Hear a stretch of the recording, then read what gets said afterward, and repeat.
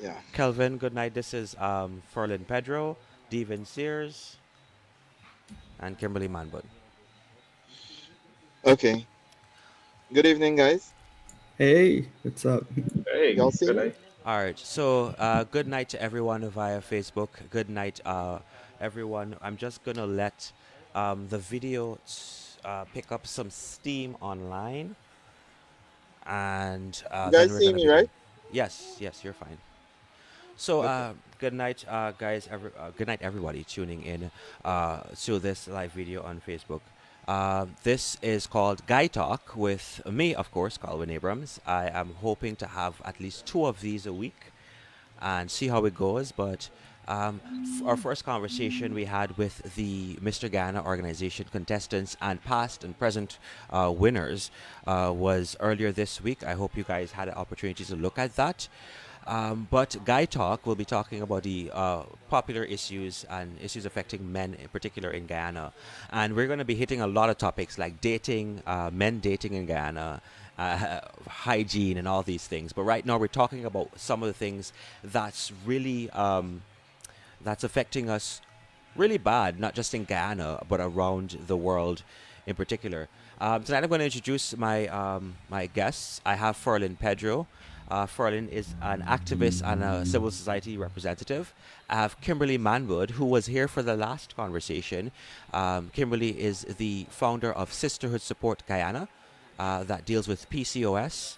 And I hope you guys follow her Facebook page. It's called Sisterhood Support Guyana, CYSDRHOOD Support Guyana. Yes. I also have Ferlin Pedro. Sorry, Ferlin has his own podcast and also deals with issues like these and talks about politics and all these things. With me, I have Devin Sears, who is a long friend of mine and also a member of parliament, but he's not sitting in that capacity tonight. He's just sitting in as a representative and sorry about that, and someone who wants to see the betterment for men in society. He's worked with a lot of young men in the music industry and also in the arts. Devin is one of the persons who helped me become one of the persons I am today in media and broadcasting. So kudos to Devin. I also have another friend on board on the conversation tonight. We have Selfie Boss, or as I know him as Kelvin Fortune. I'll never call him Selfie Boss. I'll call him Kelvin. Hey, hey, hey, hey, hey. Address me right. Selfie I boss. will always call him Kelvin Fortune, and I don't know the Selfie Okay, Boss thing. that's Yes, respectful of you then. and for everybody on this video, feel free to share it. Share it to as many people as you can. You guys also here can share um, this live video. But for now, we're going to get into the conversation. We're going to get started. We're going to get started on the conversation. And guys, we're bound to an hour, so we started around 8:15. So we go about 9:15, or just about 9:10 or so. So we don't want to have a long video. Last time we went for an hour and a half. So everybody has a lot to say, but let's make it you know short. So I'm just going to allow everyone to introduce themselves. We're going to start with Kimberly and work our way to Ferlin and Devin, then Kelvin. Okay. Kimberly.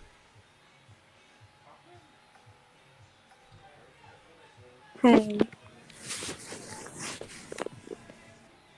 All right, so Kimberly, you can just talk about um, you could just talk about uh, the issue of Black Lives Matter and how you've been following and supporting it so far since its inception, and then recent activities in Guyana. So that's the direction we're taking. I know Foreign is not in Ghana, but you know he can put in something. He's always in Ghana on Facebook. All right, great. Well, to start, as it relates to Black Lives Matter in Ghana, I can recall when they first started the movement at the Coffee Square, and social media was in uproar as it relates to why is Ghana following this trend, as persons thought. However, it so happened that just a few weeks or months down the line, that same setting and that same place had a large turnout of persons on their knees crying out for our young black boys who were murdered. And it just goes to show that, sometimes we may not initially understand the reason behind why things are happening, or as it relates to, you know and then when you link it, you notice that it makes a lot of sense. And I hate the part where persons say all lives matter, because truly in Guyana we have a bunch of mixed races and everyone is made up with black in them. So either way, your life will matter. And sometimes it's important to take a stand on what's right and also speak out on what's wrong as well. So that is my take, and as the discussion goes along, I will keep adding. So let me allow the other guys to share their views. Ferlin, hold on. Ferlin, you can go ahead now. Thanks, Colin, for having me on your program here. Um, if you would allow me initially to just say that the podcast that you referred to, it's called Kanuku Forum. It's available on all major podcast streaming platforms, and it's a joint endeavor by not just myself, but two other very vibrant young Guyanese professionals. Um, on the topic tonight, I just want to say that Black lives do matter each day, every day, and I share the sentiments of Kimberly. For as as I can tell that Kimberly is an Afro Guyanese individual, and she feels very passionate about the sentiment that she raised. That she hears people saying in all lives matter whenever someone says Black lives matter. Now, it's kind of unfortunate that that is actually the case. Um, I personally think it's not a kind sentiment to say when you see your Afro Guyanese brothers and sisters uprising for justice when there is clear and deliberate injustice. And I think the point that the All Lives Matter folks who refer to that statement miss, ideally, is that the Black Lives Matter movement isn't about all lives matter. It's more about what's happening to Afro people around the world. And Afro Guyanese in particular are not separate or distinct from the social injustices that Afro Guyanese people face globally. And that's one thing that I do share in solidarity with my fellow Afro Guyanese brothers and sisters, fellow citizens, people who I know, people who I dine with, people who I meet day to day. Um, I care about them. I want what's best for them. So if they feel an injustice has been done to them, I the only thing I can do is, express my solidarity, be in solidarity with them, join hands with them to try to figure out what are the core issues, what's the problem, how can I help? And really and truly, that's what we should be doing as Guyanese people. We should be holding our hands together and trying to figure out ways how we can help each other. And the Black Lives Movement, broadly speaking, is about how do we help a particular group of people who feel in a certain particular way. They might feel prejudiced, they might feel discriminated against, and it depends on the social realities that they experience day to day.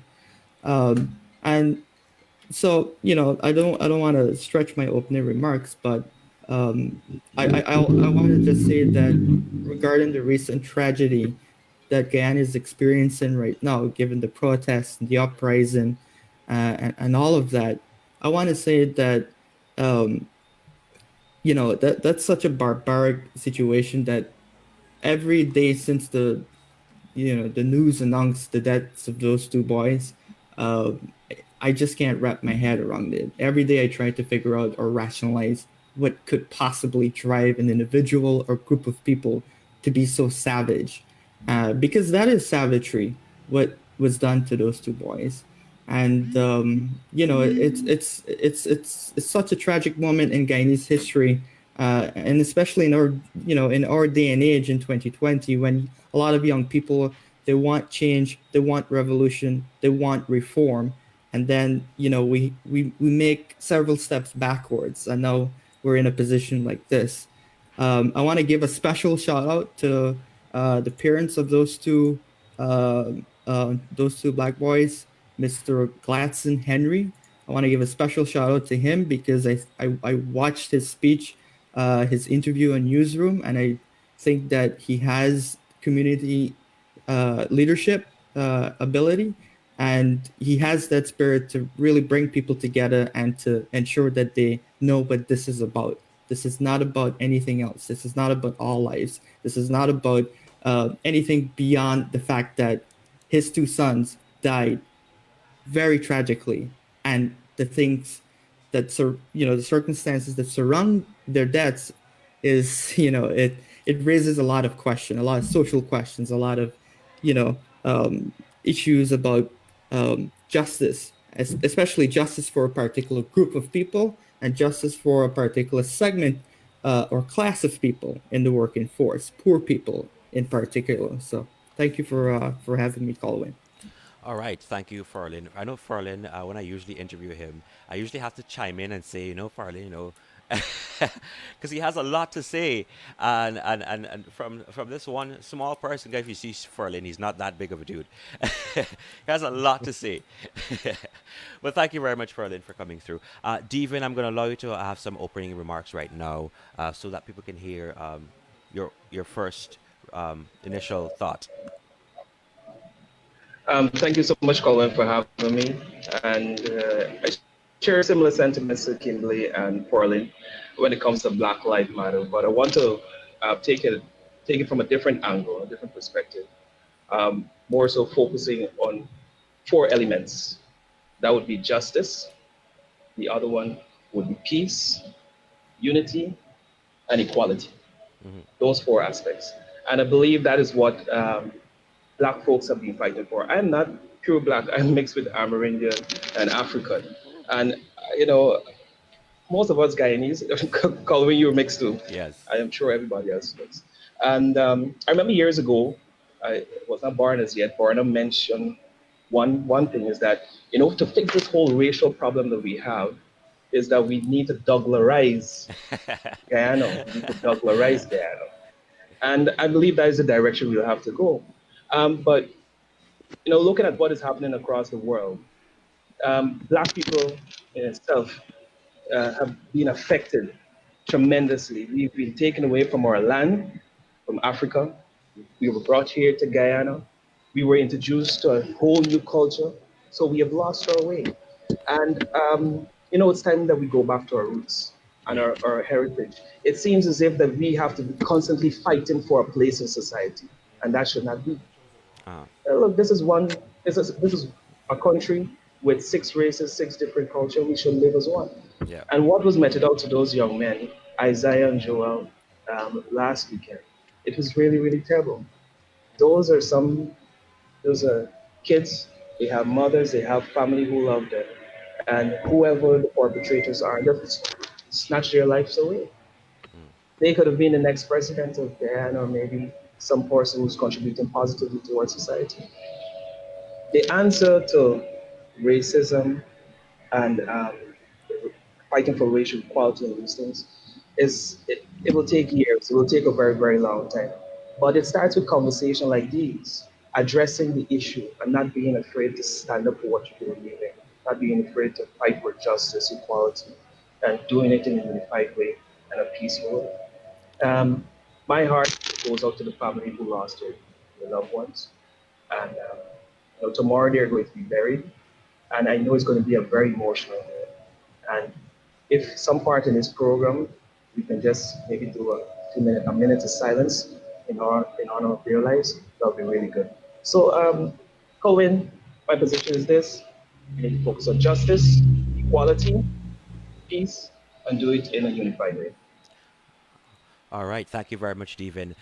Kelvin Fortune is also a representative of civil society since he launched his campaign, Project 100, since the beginning of COVID 19. And I must say that he has moved from being Project 100 to probably Project 5000 by now, since he's been able to affect the lives of over five, let's say 5,000 Guyanese, helping them with food, with clothes, and whatever they need to get through this COVID 19 situation. So, Kelvin, thank you very much. I know you have been an active member who has been dealing with young people and helping young people realize their dreams. That's one. And also helping other young people like yourself to become better persons. So, I just want to hear your opening remarks. Well, good evening, everybody. Thank you, Colin, for having me. Good evening to the viewers. Well, everyone know who I am. Most people know who I am. In regards to the Black Lives Matters, at first, I mean, I'm a black person. I'm an African person. At first, I thought, why is it that Black Lives Matter? Why is it so? Why are we just stressing on the black people? What happened to the other race? What happened to the other people? All life do matters, right? But then I go deeper, as in to do research, listen to different people, you know, and look back at my experience. You know, there was this time I was walking in a store, and there was other race, but because I am a black person, they come up and say, "You getting through?" I mean, because I got on a slipper, you don't know how much money I have in my pocket, right? And like Devin was talking about equality, you would see that black people, and this is not about to be racist, because who know Other me, I race, am not but a racist because person, and I love all race. I deal with all, in within my group has over 80 volunteers, and they're all different race, right? All different race. I love all different race, but the problem that we're facing today in today's world is the pressure that black people have to go through. Why is it so? And then is when I understand that Black life matters. All life matters once Black life matters. And the reason being is once Black people are being treated equal, once they get the justice they need, and like David was talking about, peace, you know, we wouldn't have to stress on why Black life matters. So I totally understand the movement. I support it, not in a racist way, but I support it in a way that where all race must be treated equally. And, black people mustn't be treated with disrespect. In jobs, many times in jobs, you would apply for a job, and many people come to me. Young people would come and said, "I apply for this job, and I have this qualification, but this person get it because they're of a different race, and they don't have the qualification that I have." And there should not be. There should not be. You understand me? And we're talking about equality there. You understand me? And if even in the justice system, right? They have that in Guyana. You know, certain people would get the opportunity to get off, but if it's a black person, why is it that the pressure is so much on? You know, everyone should be getting the right justice. Everyone should be treated right. you know Black people must not be treated in this way. And I understand the anger. I understand the anger in in our black people, right? I do not support the violence, whatever violence that they may have doing, but I understand the anger. And I think that we need to be treated equally. You understand me? So I totally support the movement. And when I was going up to see the family of Joel and Isaiah, and you could have seen the hurt in the protesters, you could have seen the hurt in all the people that was on the road.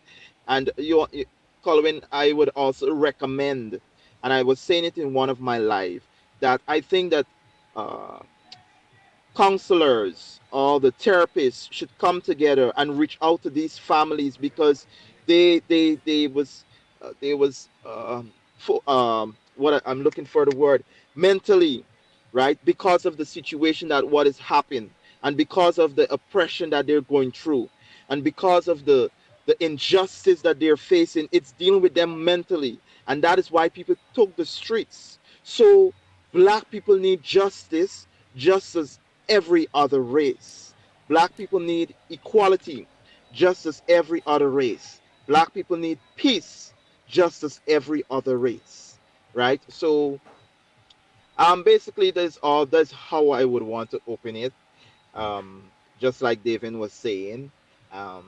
I just would love for us to be treated equally, not because some, I mean, there's for me, All right, Kelvin, you're gonna have to start wrapping this one up.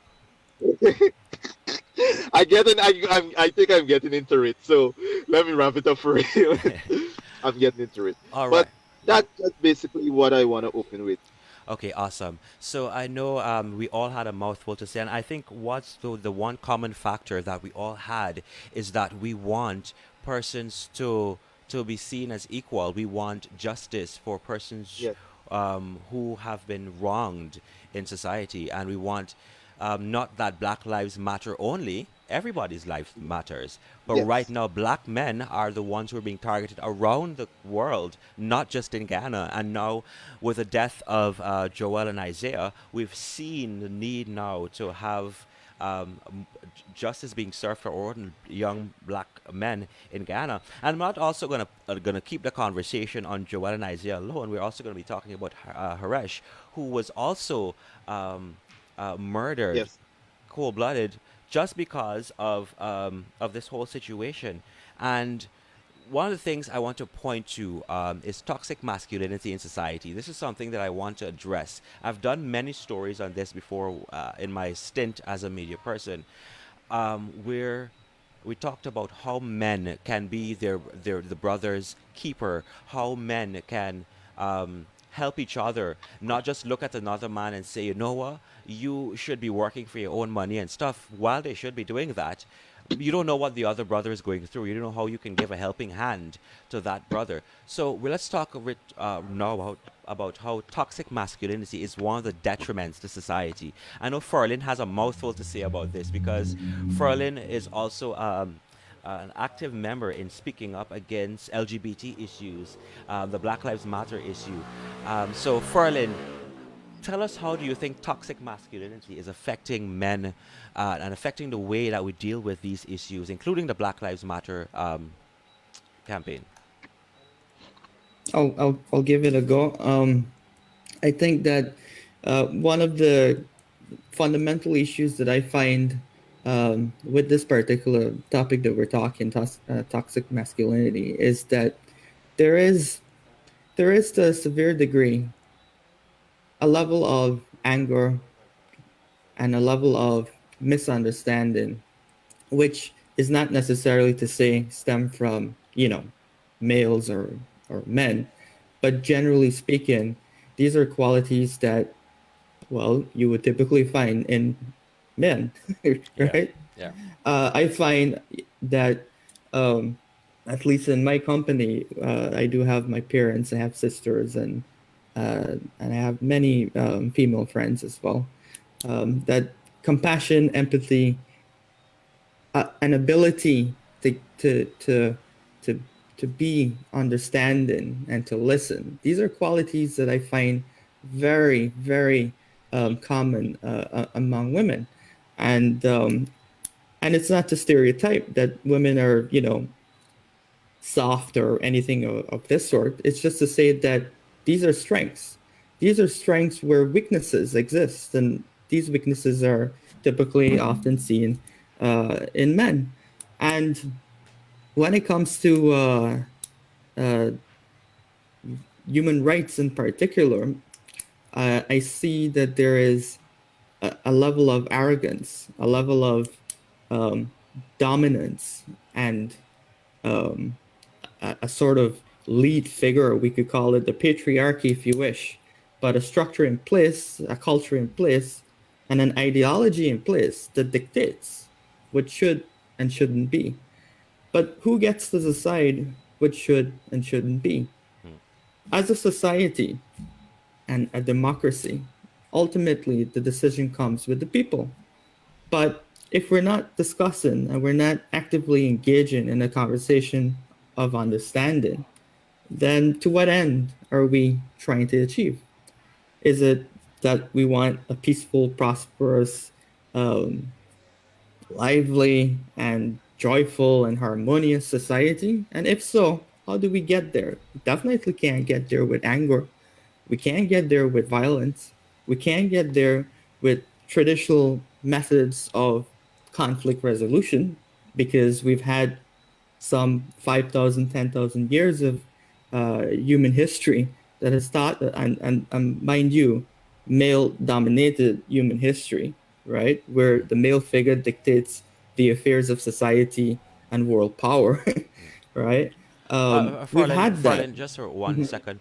Yeah, And we want to open debate, so not because Farland is yeah, talking, someone else can just chime in at the same time. yeah, Just signal your intention to come on, yeah. because Feel free, yeah, anyone. yeah, yeah. So go Feel ahead. free to engage with it or disagree Yeah. or agree and maybe state why. But um, as I see it, ultimately we need a social re-examination. And Guyanese society is one such classic example of a society that needs a grand re-examination. We are a people that came from struggle, and we are a people that's rewriting a history of our own, Mm, not one from a colonial legacy per se, but we are trying to rewrite a history of our own that will ultimately tell a tale of struggle. And it's not just a working class struggle or a struggle of survival or that sort. It's also a struggle about identity, about who we are as Guyanese. What does it mean to be a citizen? How should we treat our neighbors? Um, how should we, um, conceive of a concept like equality and equal rights? mm. What should justice mean? And all of these things are fundamental issues that I personally believe, Colwyn, that we haven't taken the time to re-examine.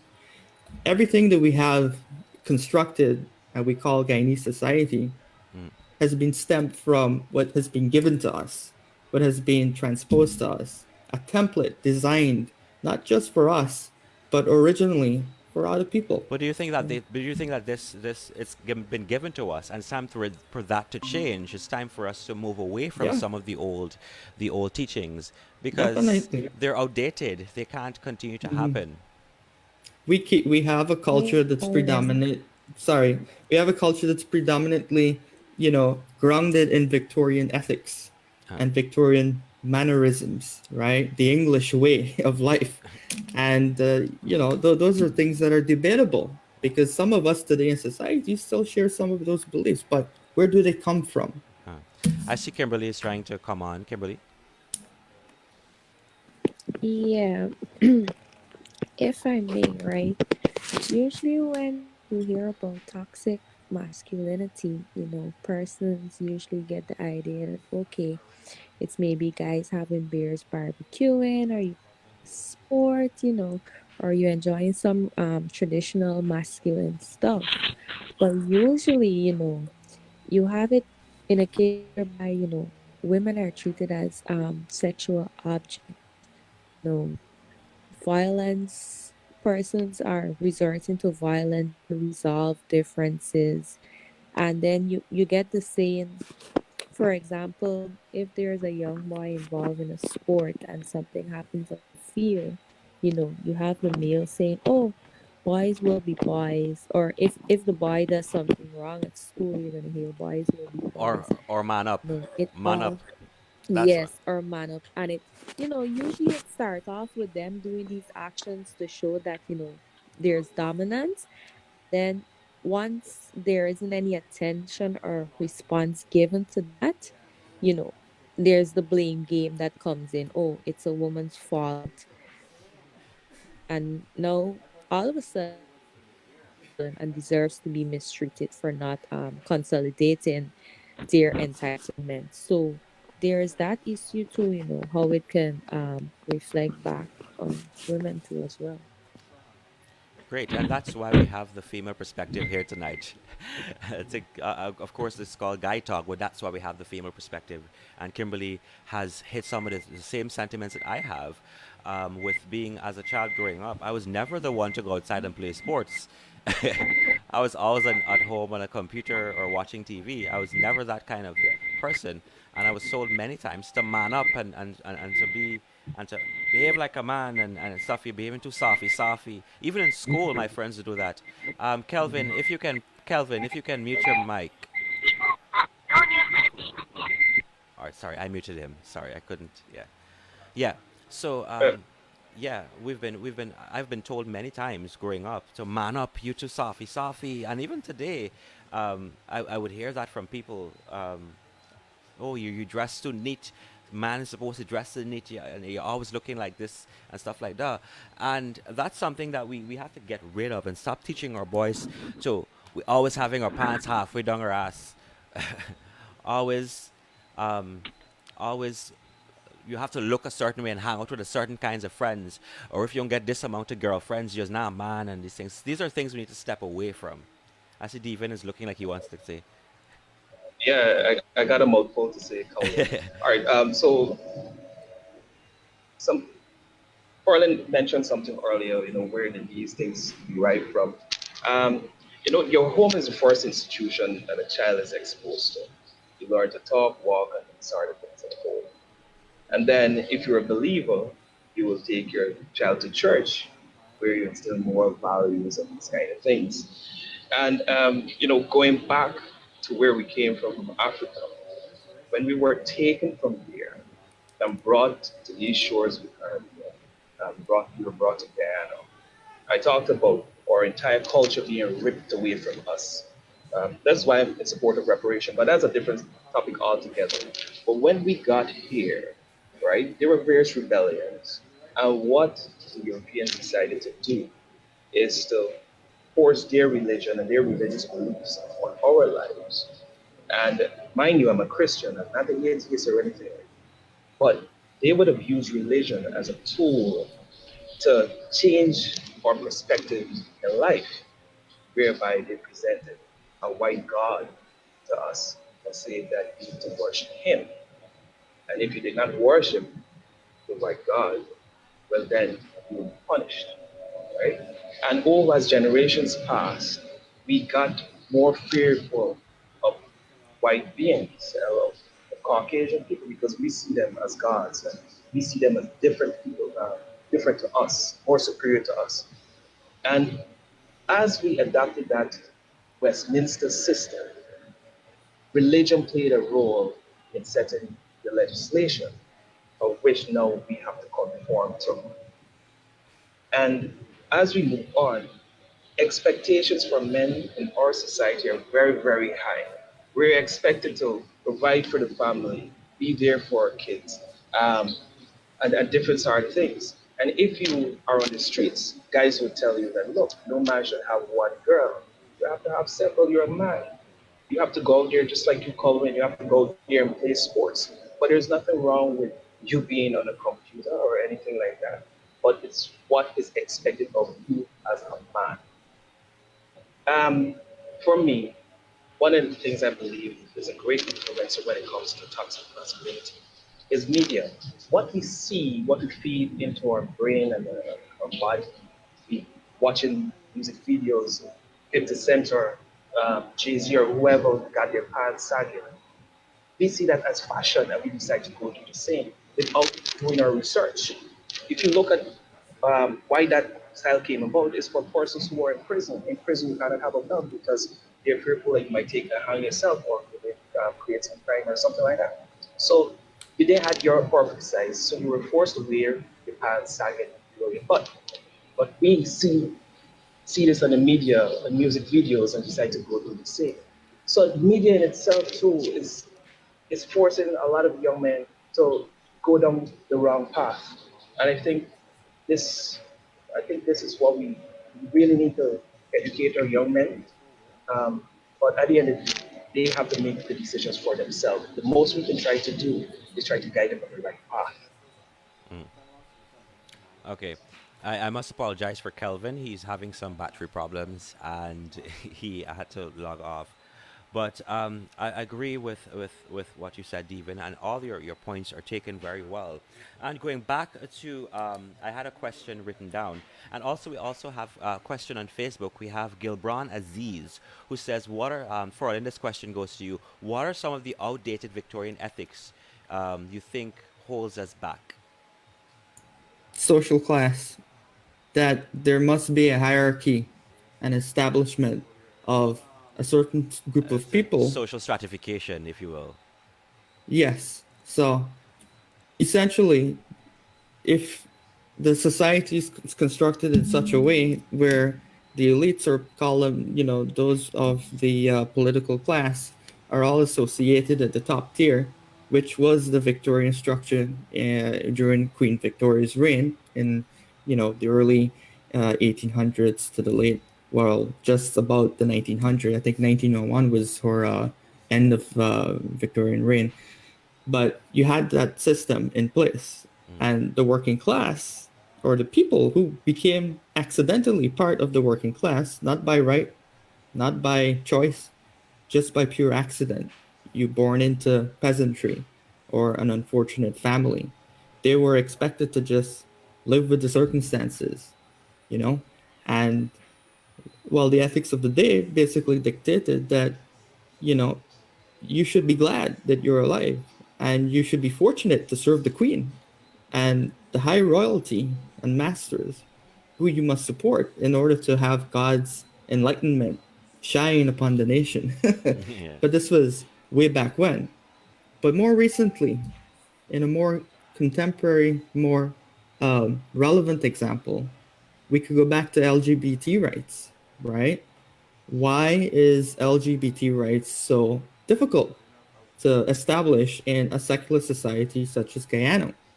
And the reason why Guyana is secular, it's not just because the Constitution says Guyana is a secular state, right? The Constitution doesn't tell us what secular means. It doesn't tell us what does it mean to have a secular law, and what does it mean to put in place secular rules. We don't have anything of that sort, like what you would get in the U.S. Constitution. But we do have secular freedoms, and secular freedoms allows us to protect rights of people who make up Guyanese society: religious people, non-religious people, people who do not share, well, the same sexuality. So if a certain group of people who have a certain type of sexuality have, for the most part, equal rights and equal expression and freedoms, why must a segment of the population suffer a fate of inequality, right? An injustice and an infringement to their freedoms, right? Because the law, of course, you know the situation in Guyana, um, um, where LGBT people have to endure not just social condemnation, but there's also religious condemnation that supports it. And I'm not saying all religions do, but for the most part, it stems from a religious structure or doctrine or system.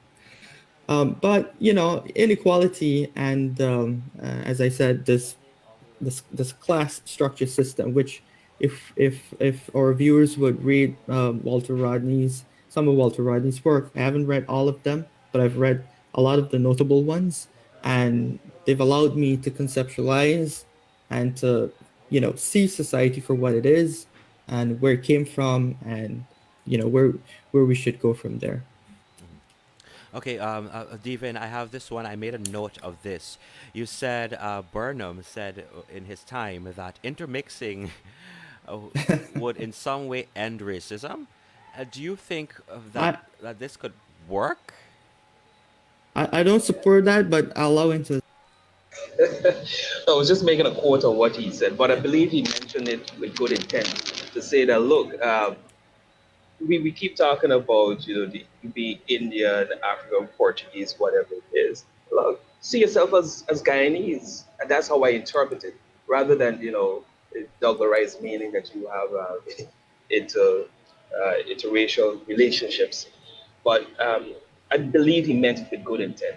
That when racism would end when we stop seeing each other for the color of our skin or Yeah. the texture of our hair, these kind of things. We need to start seeing ourselves as Guyanese first, right? And I believe that a lot that is happening now have to do with the views of our foreparents. I did not go through what they went through maybe in the 1960s when we had the uprising and racial tension and these kind of things. But I grew up in a home where, my father, who experienced that, might have said a few things that would influence my thinking of an East Indian person.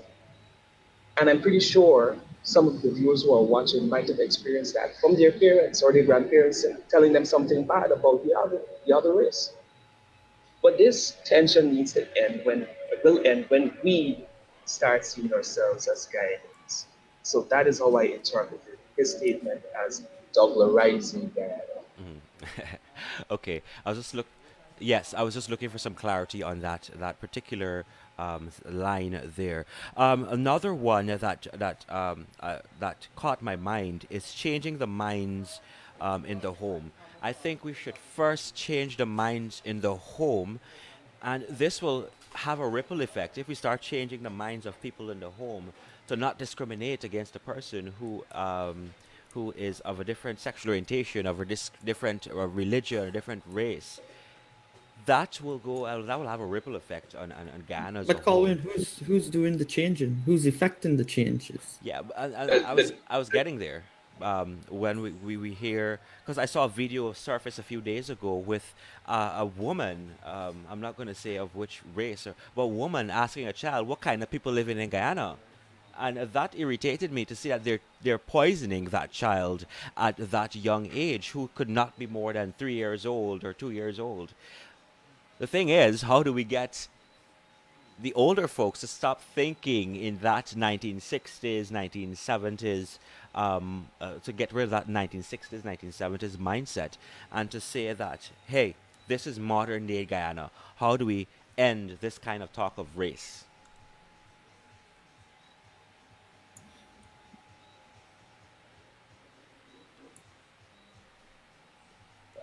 I had a little. Sure. I would like to hear from Kimberly if she can have a stab at that one, and then we'll contribute. Yes, Kimberly, I think. You guys are putting me on the spot there with that one. When it comes to race, and I mean that topic will always raise eyebrows. It will always be a point of attraction in Ghana. In America, you hear about black and whites. In Ghana, raw terms, you hear about coolie and black, point blank.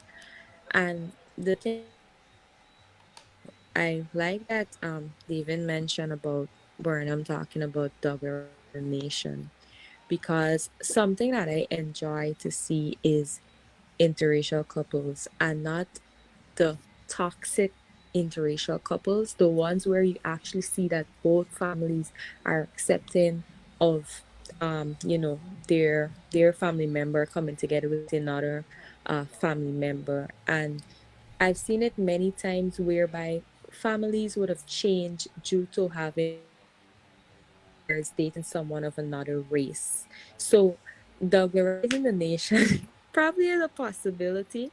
I don't know how effective it would be to bring about a change, but you know, I it all begins like even was also saying, the teaching begins at home, and no child is born into, okay, I think I would prefer to have a friend of this color or a friend of this color. It all depends on the teaching that they're brought up in, the environment that they grow up in, the friends and families that they're exposed to. All of these things is what change your perspective, and eventually sometimes most persons find it challenging to make dependent independent decisions to say, okay, this is how I want to live my life. But then again, you do not want to disappoint your family, so you're going to go that road, even if it means that you're going to live a miserable life. And it happens. And I think that's the issue right there too as well.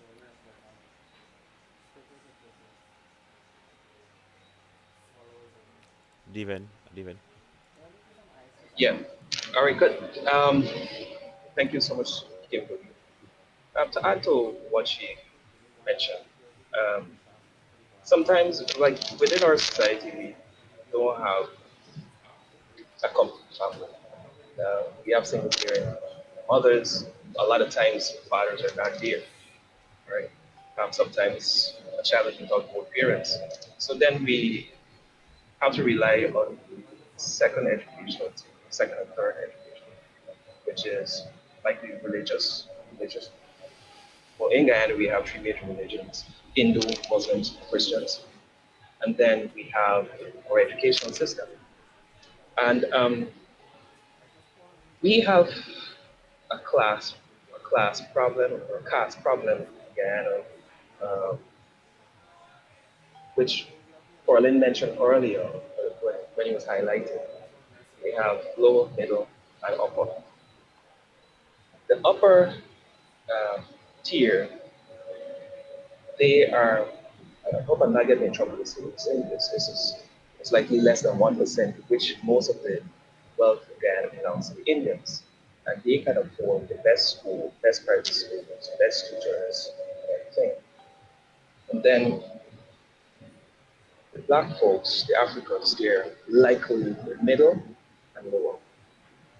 When they get into those schools and they interact with some of the Indians, the Indians likely to have everything that they want, and the black children don't. And even in that case, they'll have to work twice as hard to get to that level. Get to that point, just bear with me, right? Now, you as a black person go through the school system, do good in all your grades and everything.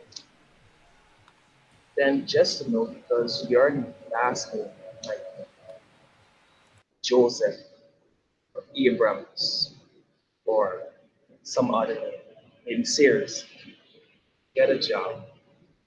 So that they're not looking at your qualifications or your achievements, your accomplishments. They're looking at your ability. If your name ends with Singh or Prasad or something of that nature, you get considered for that job. So the whole thing with racism, um, it has to start, the change has to start with us. And there's a difference between being a racist and racial. Being a racial person, you can appreciate who you are as a black person, or maybe as an Indian or Amerindian. You would like to embrace your culture. But then when you become a racist and you think that your race is superior to others, that's where the problem starts. So education is the key, but then we of our own self, we have to love each other. And that that will come about again when we start seeing ourselves as guys. That's my little here.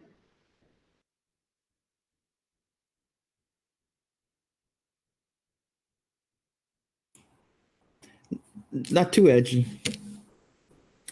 I just want to say that you know the saying Guyana is the land of many waters, right? That's what we pride ourselves as, Guyana being its literal meaning from the Amerindian word. What else do we say about Guyana? Guyana is a land of many people. We don't say race or races, we say people. And when the question was asked whether we can move past the race dialogue, I don't think so. In fact, the race dialogue has gotten much more complex today because we have a multinational situation that's facing Guyana, given its oil development, given its natural resource endeavors, and its um, uh, really well soon to be reliance on um, heavy reliance on the services industry, right? In the next decade, and when we have we have our classic race issues, right? Classic race tensions between Indians, Okay. Africans. Just giving a Mhm. 10-minute notification. We have 10 Uh-huh. minutes. Good, and we have the Chinese. We have, of course, the indigenous people who, mind you, are a group of people that are um, very massively increasing, significantly increasing in their population on a yearly basis. And when we put all of these groupings and identities together, we have to somehow overcome the race tensions. And it's not to say that it's a exclusive Indo versus Afro situation. It's not really that. I think it has a lot to do with poor people and well-off people, especially in what I describe or consider to be the political class, and that's a problem that we have to try as much as possible to fix, especially when we you know, start to accumulate the oil wealth. And because we do not want, ideally, we do not want to have these problems be burdensome for this coming age of development. The more we ignore the race problem, the more we leave it on the side burner and we do not address it face value, we are not going to prosper as a nation. We may prosper by GDP, but we will not prosper by any social metric. And that is something that I just want to stress that we have to overcome. Great. Good inputs by everyone there so far. We're continuing. Let's just go back a bit over to the Black Lives Matter part of our conversation. Someone just made a very lengthy comment that we shouldn't steer away from um, how these young men were brutally killed last week. Um, and they're calling for us to honor these young men. Of course, by having conversations like these are ways we can raise bring the issues to the fore. What is affecting young men in Ghana today? What is affecting, what is causing the whole race talk? What is bringing the talk about race to the fore? And what is creating this kind of, oh, I don't like you because y'all don't like we, or we don't like y'all because we want to bring these kinds of topics to the fore to have conversations like these. This is just answering Ms. Hyacinth Skeet, who made a very lengthy comment. If you guys can go over to the page and read it, you will see. But heading back to we've been hearing multiple stories of why this could have happened, but we're still waiting on the police to bring forth their findings on the investigation to know what exactly transpired.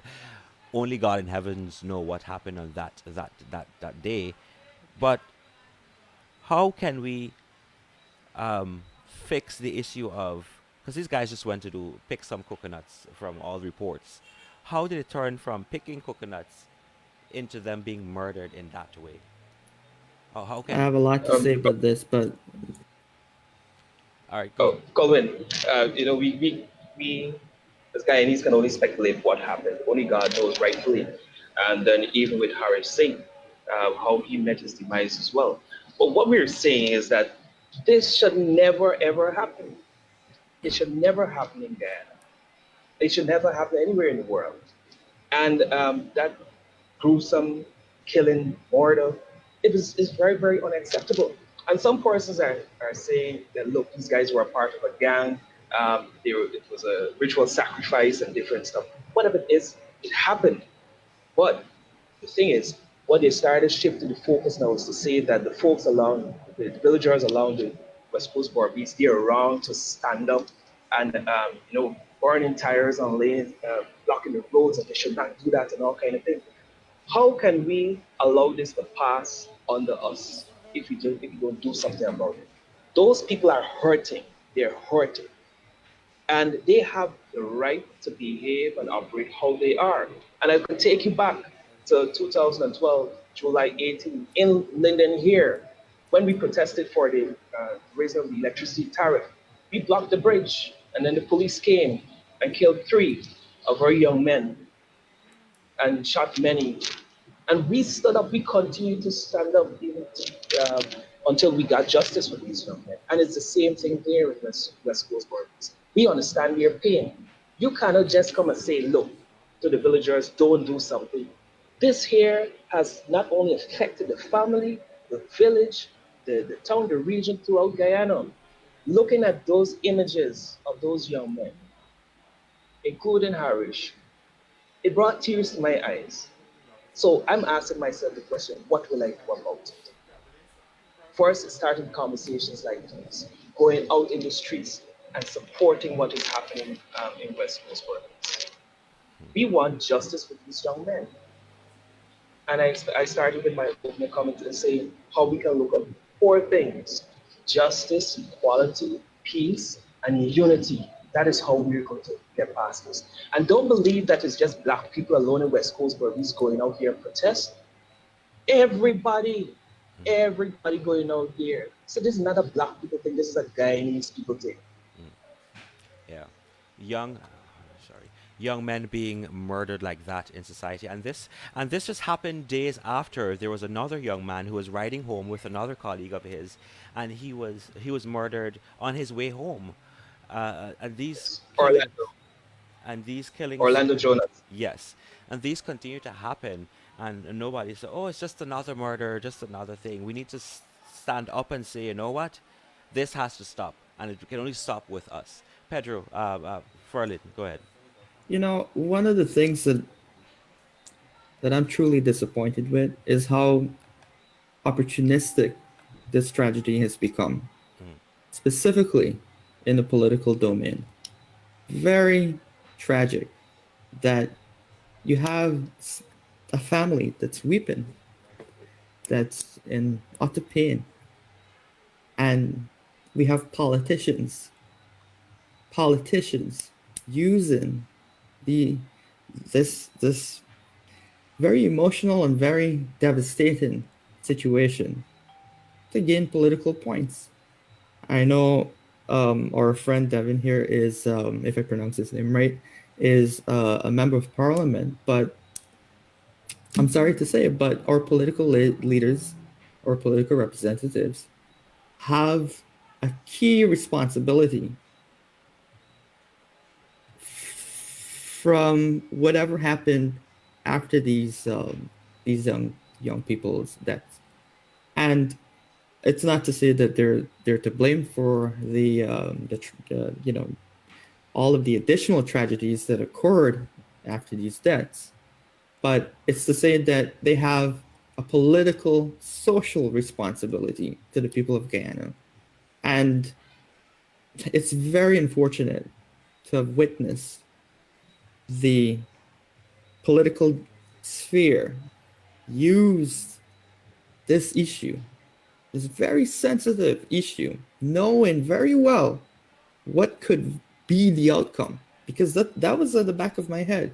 This thing, the way this direction is going, the way these politicians are treating this situation, it's going to go a wrong way. And it's going to result in a very, very tragic And I have uh, Yeah, said, we, I end. have said this, just not to interrupt, Devin. I have said this, and I think one of the things that should happen is a united force of both opposition and government coming together and talking to the people and putting aside their differences when it comes to politics. Put that aside, Absolutely. come together and stand as a united front for to talk to the families, to talk to persons who are crying, who are in pain right now for these young men. And in my mind, I don't see that happening anytime soon. 5 seconds, Colin. Political language, very important. Very important. You cannot call protesters on the roads, on the streets, in the villages, in the community of people who've just experienced a tragic situation. You cannot call them hooligans. You cannot call them criminals. That is powerful language. You're generalizing.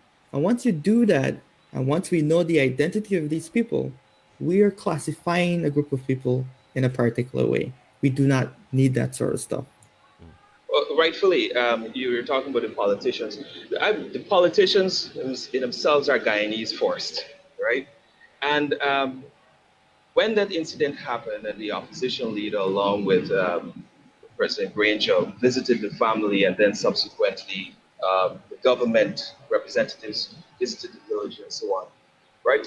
Rightfully, there are some languages that were used that has stirred up things more. Like one, I watched the president's remarks when he mentioned that in the village there's rape and all kind of thing happening.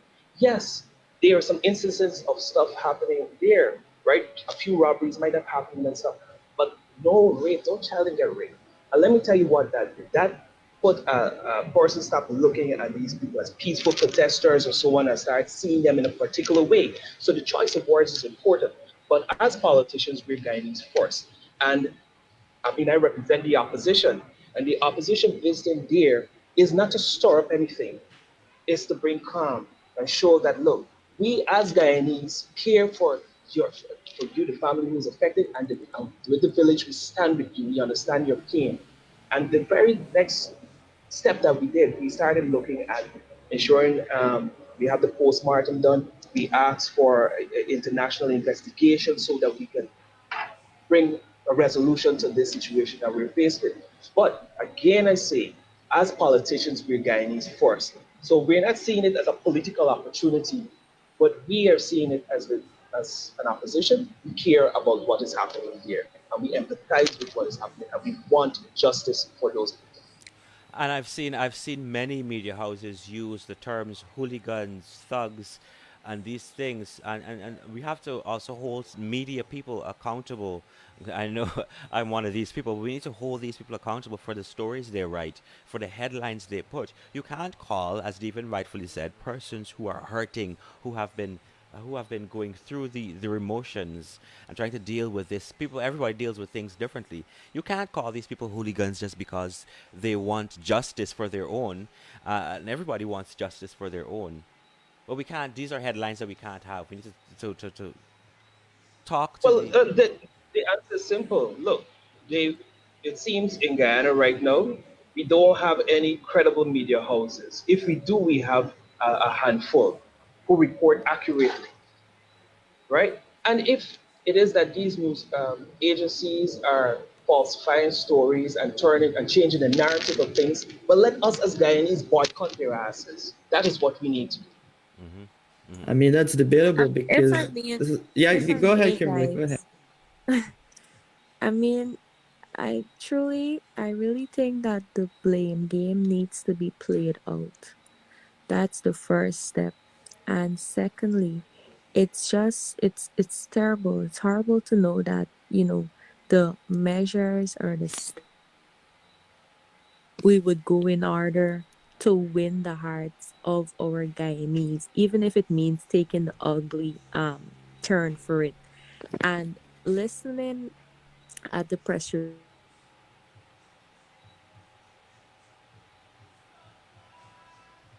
reaction, I mean, there are some things that stood out, and there are some remarks that were made that could have been avoided, or if not mentioned, it would not have added extra steam to the already brutal situation currently. And I think that, yes, we want to have leaders, and behind these leaders, we want to have followers, but also upcoming leaders. And if these are the persons we are to put our trust in, we are to rely on. And, everyone will not get it um, the way they want. Everyone, some may favor some um, over the other, but the truth is that the blame game needs to be played out, and the approach as to how we win the hearts of our Guyanese needs to also be, evaluated too as well. All right, guys. So we went over the hour, just a tad. We're just about 5 minutes over the hour. But right now, we're gonna just because we said we're gonna be on for like an hour. What we're gonna do now is I'm gonna ask you guys just make your closing remarks, just before we go, and we're gonna have at least a minute of silence for the Henrys and Harish. Okay, so I'm going to start with Ferlin. I know Ferlin has a lot to say, so Ferlin, we can make it a little snappy Yeah, I'll as make we it go through. snappy. Yeah. Yeah, I appreciate Devin's comment there, and you see, the thing is, and I'm going to make this very quick, is that in political roles, we have to. If the ultimate picture is about building peace, building community, giving solace in times of need, um, being there for those who have suffered injustice of some sort, we have to ensure that whatever message we're delivering from a political vantage point, and we do, and these representatives were there in a political position, so that's why I'm framing it from a political vantage point.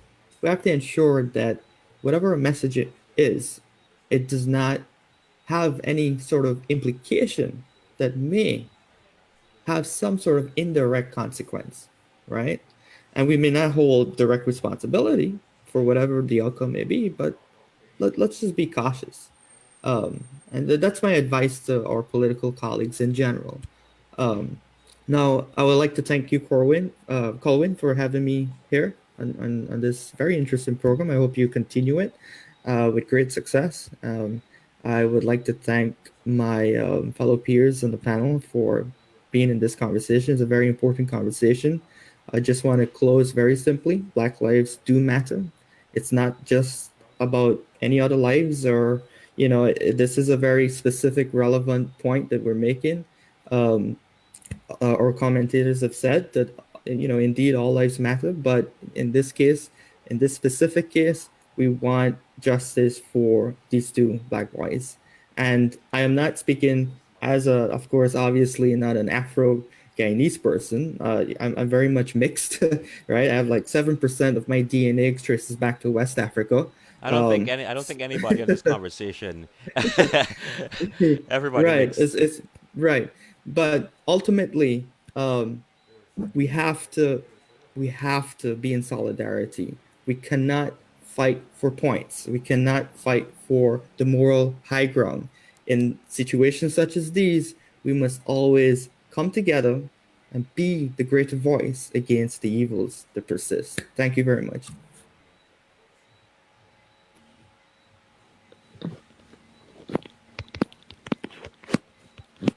Kimberly, I see your mic is on. Oh yeah, great. I mean, thank you, Colin, again for having me on another session with you with the guide talk. It was really great. I enjoyed the discussion. I mean, the time went by pretty fast, and I'm sure that all of us had so much we wanted to say, and this person spoke a lot of other points in our mind and so on. Ferlin, you really touched on some important points there.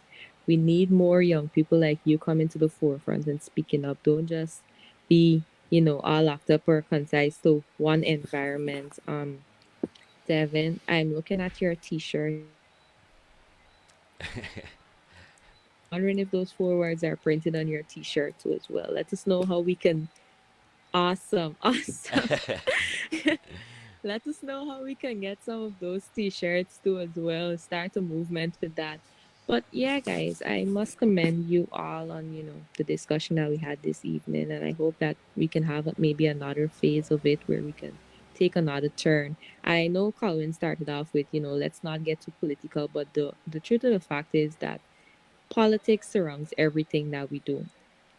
You understand? And as much as we want to avoid having to mention that aspect, it has to come into play because it plays an important role in everything that we do, decisions we make, policies that are made, and so on. So I want to congratulate you again, Colin, on another successful session, and I was happy to be a part of this with you guys.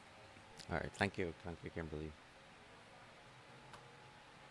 Sorry, this I have to move my mouse across the screen because I have two screens I have to move across. Sorry.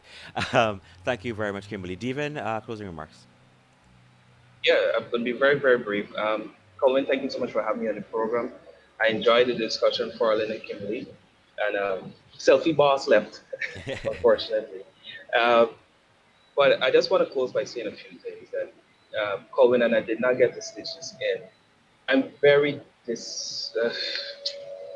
I'm upset with the ERC and with one of the comments of the commissioners made, and I believe it stirred up things even more. And this agency needs to be held accountable. I mean, it seems the apology that went out here was drafted by that commissioner that represented the Muslim community. And I think when persons are in positions, whether it be politicians and so on, rightfully, like Farley mentioned, they need to be held accountable for their words. And they need to be very, very careful because every politician have a following. Every party have a following, and whatever the leader or that representative say, automatically those following him or her or the party is going to believe and run with it. Mm. And they need to be held accountable. The media needs to be held accountable as well. And one of the things that we have to be mindful of in protest actions, like yesterday, we organized a peaceful protest.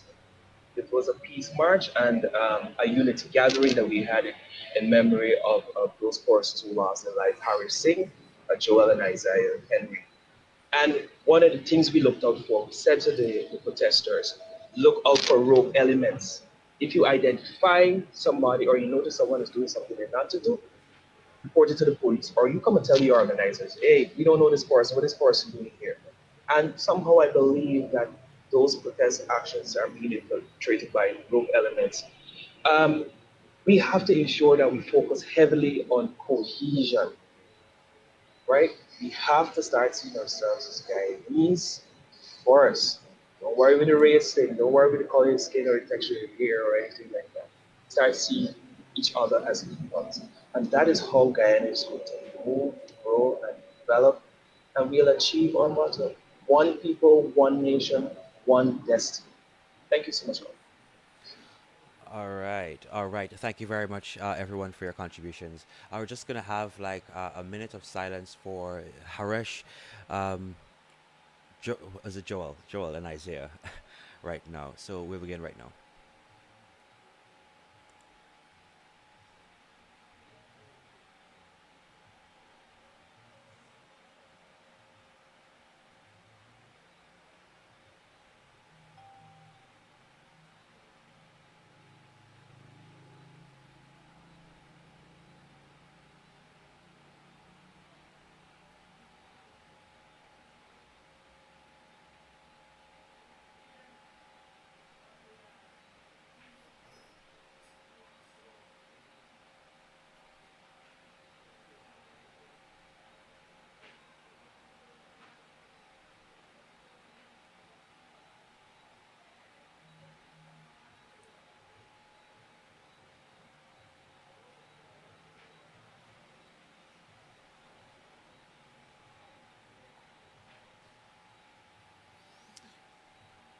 All right. Thank you very much, everyone.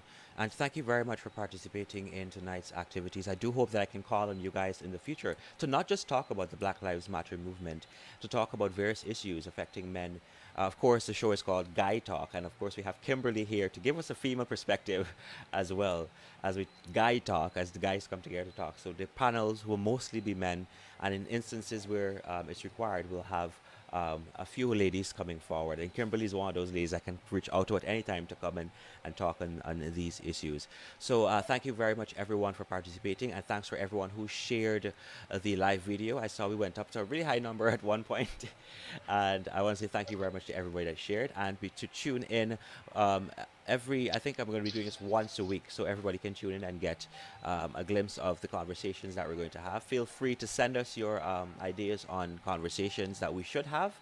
Ferlin, feel free to reach out to me anytime because I'd love to be on your podcast as well. I know Devin has a podcast called Speak Up or Shut Up. Speak Up or Shut Up. That is it? Great. Devin also has his podcast called Speak Up or Shut Up. You guys should check out that as well. So, guys, thank you very much. And until next time, peace and love one another. Take care, guys. Be well. Bye. Bye.